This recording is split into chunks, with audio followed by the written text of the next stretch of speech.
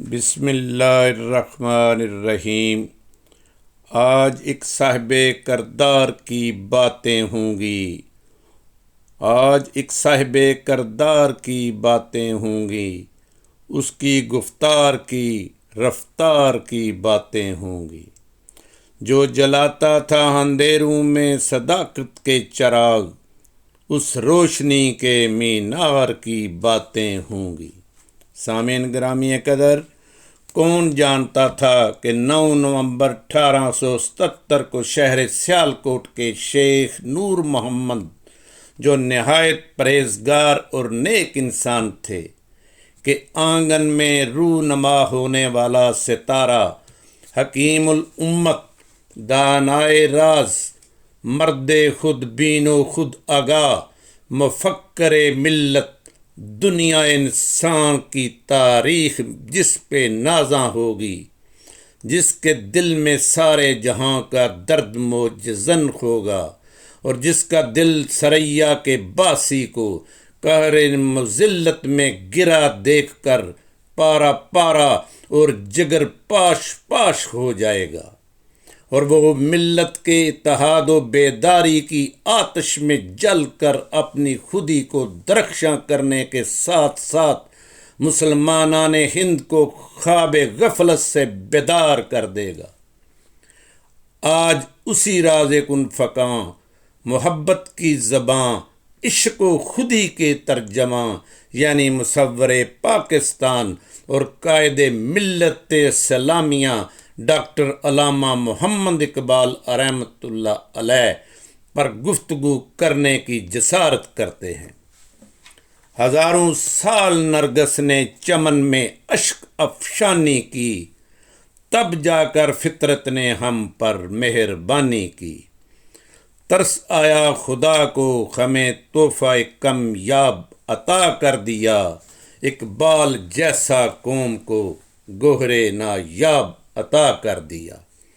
جس نے مسلم قوم کو خود شناسی، بلند خیالی اور بلند پروازی کا ایسا درس دیا کہ ہر فرد ملت کا ستارہ نظر آیا، اور اپنے اندر جوہر پنہاں سے آشکار ہو کر اللہ کی توحید کا عملی نمونہ اور اسوہ حسنہ کی عکاسی کرتا نظر آنے لگا۔ سامعین گرامی قدر، اتنا مشکل، کٹھن اور عظیم و شان کارنامہ سینکڑوں روشن دماغ، روشن خیال، روشن ضمیر اور تربیت یافتہ کوئی باقاعدہ قومی ادارہ ہی سر انجام دے سکتا تھا۔ آپ کی عشقیہ اور والہانہ پکار بارگاہ ایزدی میں ایک شور و تلاطم برپا کرتی گئی، اور تحیل کے اسیر افراد میں مکمل ادراک پیدا کر کے حریم ذات کی تجلیوں سے آشکار کر دیا۔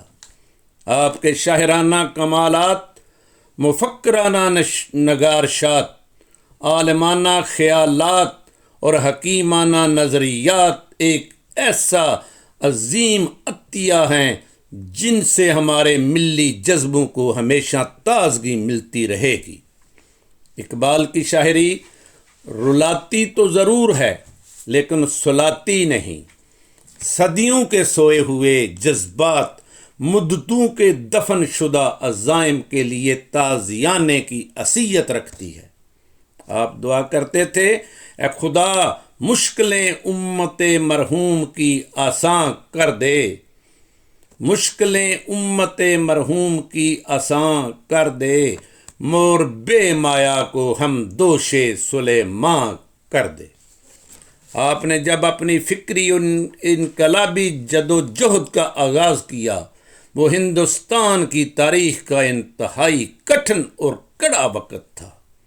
معاشی بدحالی، سیاسی افراتفری، اخلاقی پستی اور تعصب و تنگ نظری کا دورہ تھا۔ مسلمان غلبہ اغیار کے پنجوں میں گرفتار تھے۔ شکست خوردگی کا زہر رگوں میں سرایت کر چکا تھا۔ بد دلی، بد اعتمادی اور پست ہمتی دلوں میں گر کر چکی تھی۔ اس پر آپ نے کہا واحظ قوم کی وہ پختہ خیالی نہ رہی، واحظ قوم کی وہ پختہ خیالی نہ رہی، برق تبھی نہ رہی، شعلہ مکالی نہ رہی، کیونکہ انہیں نہ تو اپنے آپ پر بھروسہ تھا اور نہ ہی خدا کی ذات پر یقین۔ جسد ملت سے زندگی کی حرارت جاتی رہی تھی اور نبض کی دھڑکنیں مدھم پڑ چکی تھیں۔ مسلمان افرادی اور اجتماعی ہر لحاظ سے مردہ دل اور بے جان ہو چکے تھے۔ نہ تو ولولہ آزادی باقی تھا اور نہ کہیں جذبہ حریت انگڑائی لیتا ہوا دکھائی دیتا تھا۔ حالات یہ تھے، رہ گئی رسم اذاں، روئے بلالی نہ رہی، فلسفہ رہ گیا تلقین غزالی نہ رہی۔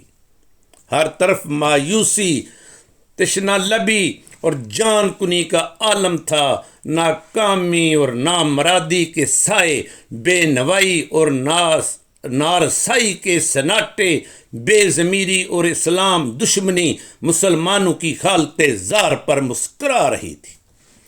ملک کے گوشہ گوشہ میں غداری کہکا لگا رہی تھی۔ آپ نے کہا اے خدایا، جن سے نایاب محبت کو پھر ارزاں کر دے، ہند کے دہر نشینوں کو مسلمان کر دے۔ سامعین گرامی قدر، ان انتہائی روح فرسا اور مایوس کن لمحات میں علامہ اقبال سراپا شعلہ افکار بن کر لپکے اور مسلمانوں کو ان کی کمزوریوں، کوتاہیوں، غفلتوں، ناپختہ کاریوں، خام خیالیوں اور غلط فہمیوں سے آگاہی دینے کے ساتھ ساتھ ان پر آشکار بھی کیا کہ بت صنم خانوں میں کہتے ہیں مسلمان گئے، ہے خوشی ان کو کہ کعبے کے نگہبان گئے، اور ان نادانیوں، نامرادیوں اور ناکامیوں کے اسباب و محرکات کو واضح بھی کیا۔ غلامی کی ذلتوں، محکومی کی پستیوں اور مجبوری کی لعنت سے پردہ اٹھاتے ہوئے فرمایا، قلب میں سوز نہیں، روح میں احساس نہیں، کچھ بھی پیغام محمد کا تمہیں پاس نہیں۔ سامع گرامی قدر، فکر اقبال کی کرشمہ سازی تھی کہ حسرت و یاس، خوف و ہراس اور غیرت و افلاس کی گٹا ٹوپ اندھیروں میں امید کی کرنیں ہی نہیں پھوٹیں، بلکہ ایمان، احسان، ہمت و جرت، افکار و انوار کی ایسی شمعیں روشن ہو گئیں جن کی نور پاشیوں نے ایک نئے جہان کو جنم دیا، اور ایک نئے اسلوب بیان نے پرورش پائی، ایک نئے طریقے انتخاب نے سر اٹھایا، ایک نئی قیادت نے انگڑائی لی، ایک نئی جماعت کی صف بندی ہوئی، ایک انقلابی تحریک نے جنم لیا اور پروان چڑھنے لگی۔ سوز عشق جاگ اٹھا، اسلام کے نغمے فضاؤں میں گونجنے لگے، طاقت و توانائی کے گمشدہ چشمے رواں ہو گئے، نظر جو کبھی زمین سے نہ اٹھتی تھی اب آسماں کے پردے پھاڑنے لگی، افراد جو کبھی غلامی کی تاریک غاروں میں مکین تھے اب تازہ بستیوں کی تلاش میں نکل کھڑے ہوئے۔